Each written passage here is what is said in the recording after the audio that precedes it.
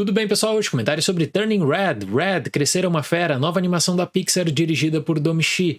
Tenho certeza que os profissionais do estúdio não devem estar tão satisfeitos assim com mais uma produção que pula o circuito dos cinemas para chegar direto para streaming, no caso, no Disney Plus, mas é uma estratégia da Disney como um todo.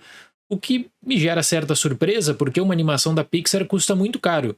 No mínimo 150 milhões de dólares e que facilmente atinge 200 milhões quando você leva em conta, por exemplo, o custo do marketing. Em 2018, a diretora Domee apresentou o fantástico curta Bao, que inclusive venceu o Oscar, e ela está envolvida em um processo que eu considero extraordinário da Pixar, que dá chance para profissionais da casa, dá recursos para começar com um curta-metragem e depois desenvolver suas ideias, maior participação no roteiro até chegar em um longa. Poderia fazer essa mesma anotação, inclusive, com o que aconteceu no ano passado com Luca, com o diretor Enrico Casarosa. E por que eu considero isso muito relevante? Porque antigamente o fluxo criativo dependia de 2 ou 3 grandes nomes da Pixar. Por exemplo, você tem um Pete Docter, o John Lasseter, e atualmente a própria empresa dá chance para essas novas vozes. Então eu aprecio muito isso.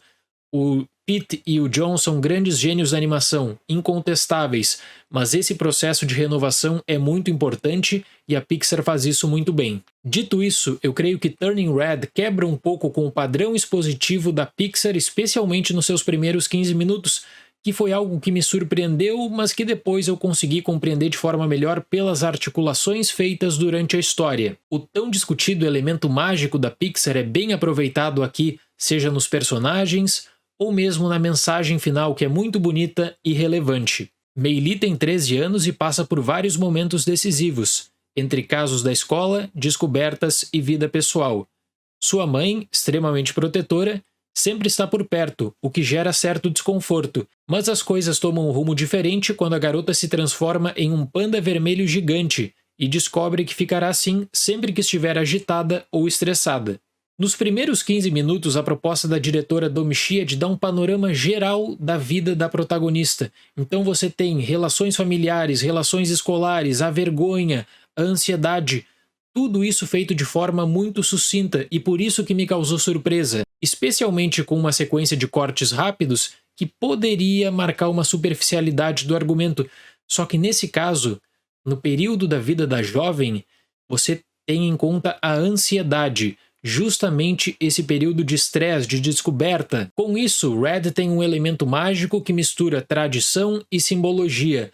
No próprio filme, tem uma passagem que cita sobre a conexão mística com pandas vermelhos, e você vê que esse é um projeto de paixão também da diretora, até porque ela explora muito das suas influências. O traço da própria animação dá uma abertura incrível para explorar referências orientais, com efeitos típicos do 2D, mas que passam pelo processo gráfico que, na minha opinião, se tratando de 3D, é o melhor do mercado. Nas cenas de isolamento da jovem eu notei uma sutileza tão grande ao abordar a complexidade da adolescência, ainda que a raiva esteja envolvida, porque durante a discussão e progresso do argumento de Red, você tem o estreitamento de laços de amizade e também a definição de decisões importantes que precisam ser tomadas.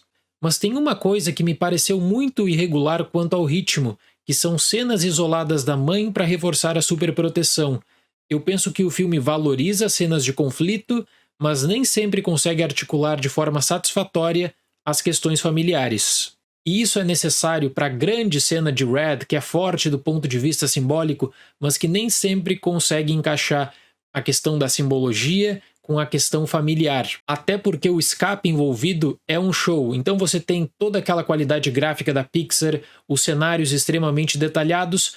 Eu acho que falta alguma coisa no terço final. Eu senti que mesmo uma mensagem extremamente nobre, extremamente forte, que causa sim uma conexão, talvez um polimento do roteiro seria bem-vindo nesse caso. Existe também uma menção direta sobre o amadurecimento, a citação seria de menina para mulher, o que causa um ponto crítico de conflito, porque a partir dali, a Mei Lee sabe que ela precisa seguir um caminho. A partir dali, a Mei Lee sabe que ela vai precisar tomar uma decisão.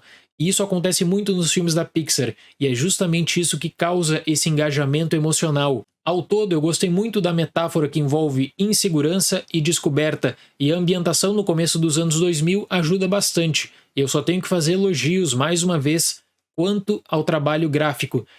Talvez alguma coisa a mais sobre cultura seria bem-vinda, até quando comparado com Luca do ano passado.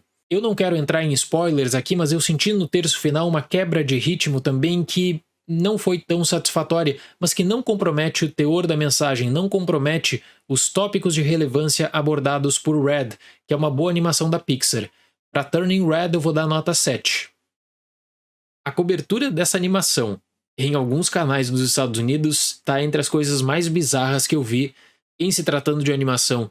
Mas estamos em 2022, eu não sei como é que eu me surpreendo ainda, mas parece que essa animação trata de temas controversos, como se a menstruação fosse um tabu, como se essa animação fosse responsável por uma criança, um adolescente desobedecer os pais. Eu acredito que a animação traz essa conexão, traz uma questão recorrente da Pixar, da mensagem para a criança, para o adolescente, para o adulto, a aplicação em diferentes momentos da vida, e eu valorizo muito isso. Eu valorizo muito esse tipo de ideia e esse tipo de abertura que a Pixar dá. Por isso que eu considero que é uma nova fase e estou curioso para ver os próximos projetos do estúdio.